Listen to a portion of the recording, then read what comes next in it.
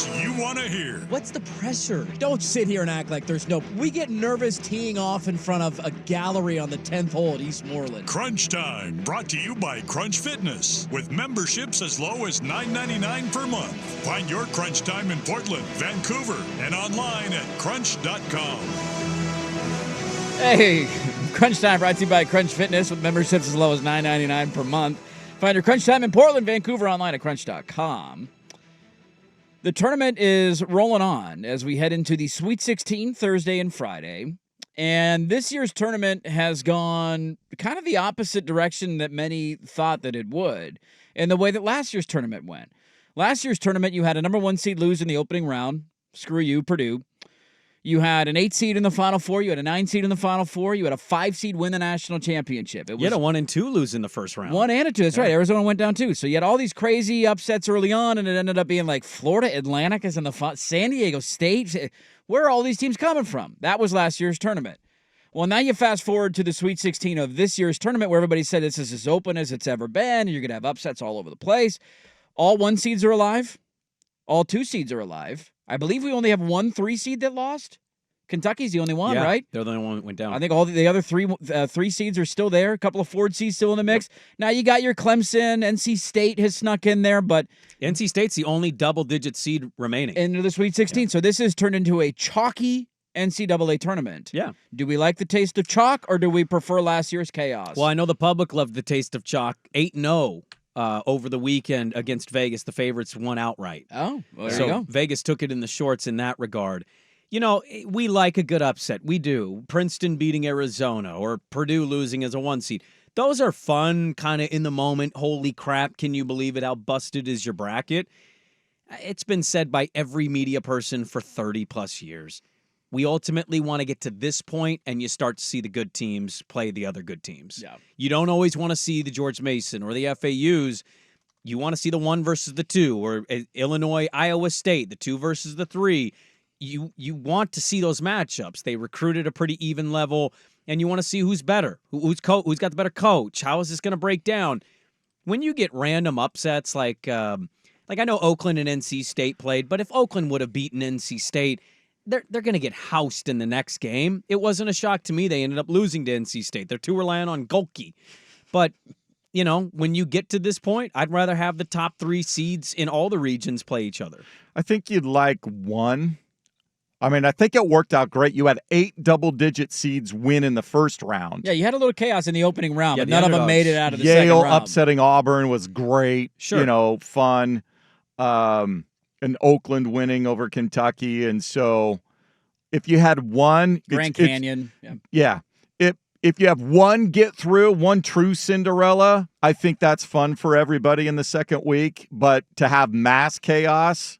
I think then it loses steam. Well, the other part of this is maybe it's UConn, because UConn has been just steamrolling.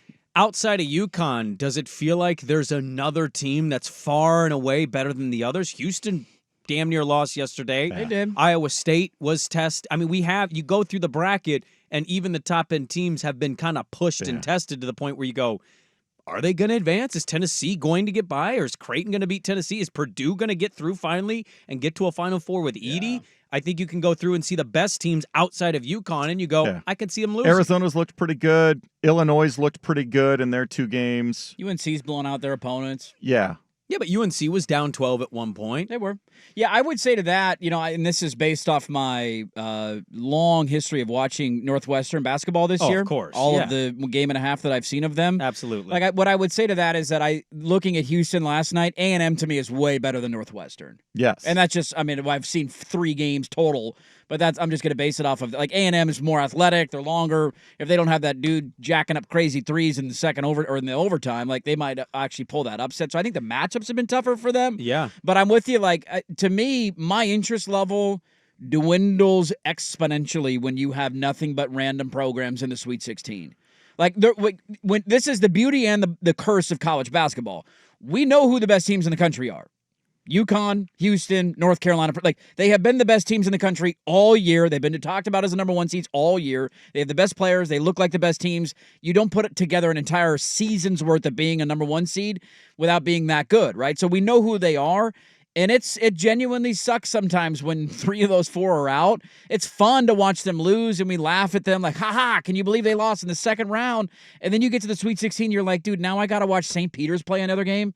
I don't really care about Loyola Chicago. I don't some 90-year-old in a wheelchair. I know that UConn's the best team. I want to see them play at this point. How dare you take shots at Sister Jean? I want to see them go. I want to see UConn play Purdue or Houston play Purdue. I want to see UConn play North Carolina. Those are the games that we want to watch as fans. But you could have a 6, you could have a 5, you could have a 4, you could have an 11, and you could have another 5. And like, there's still a possibility that the teams you're citing do lose. There's a few of them still alive. Now, like yeah, Duke, but they've all got some pedigree. Like San Diego State was there last year. They were so it was last a 5. year. The only one that I don't know that really has any true college basketball pedigree is Clemson. Yeah, this is their first real go-around of this at this kind of level. Yeah.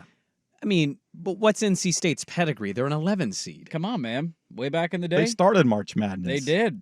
Valvano, What year was that? 1983. You told me it started in 84. You literally have audio of you telling me early in the show the tournament didn't start until 84.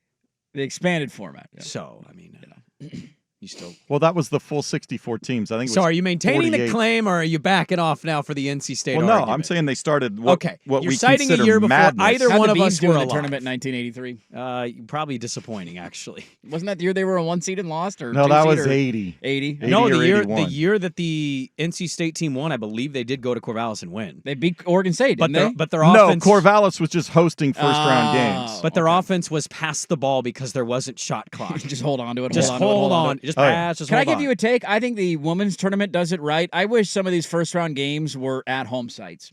Yeah, they do it right. I think that's better It's to me great. than making people travel and getting weird. Like this section and this section is now empty because their game's over. Wow. And then you look at the stands. Like, that's just strange to me. And I think it would be a reward. It would put more onus on the regular season to say this is what the benefit of a high seed is you get to host your little little groupings and you get a couple of home games. I might be right on this. I just kind of assume they do it because of financial reasons, not because it's a reward. I do agree with you though. I've enjoyed the home regionals, and it makes for interesting TV. Like, I know we won't dive into it, but man, I was glued to Stanford, Iowa State yesterday because you could feel like all the Stanford seniors that's their last home game. Did they end up winning? They ended up winning in overtime, but Brink fouled out with like 3 minutes to go in the fourth quarter. Very controversial. She told the ref F you. She was caught on tape saying F you.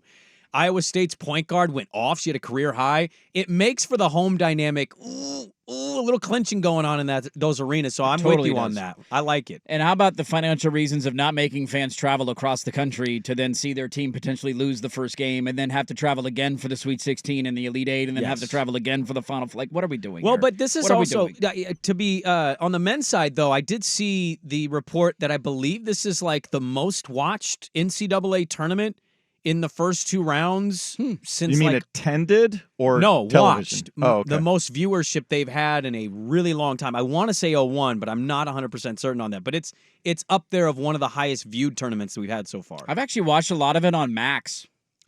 Yeah, Because the quality's better, like streaming the 4K saw that, is yeah. really good. Now, the CBS games aren't on Max, but all the True TV, TNT, and TBS games at this point have been, so I've actually watched a lot of it that way. What happens first, Gonzaga Natty or Duck Natty? Duck Natty. Oh, Now that Interesting. they're in the Big Ten, Duck Natty. interesting.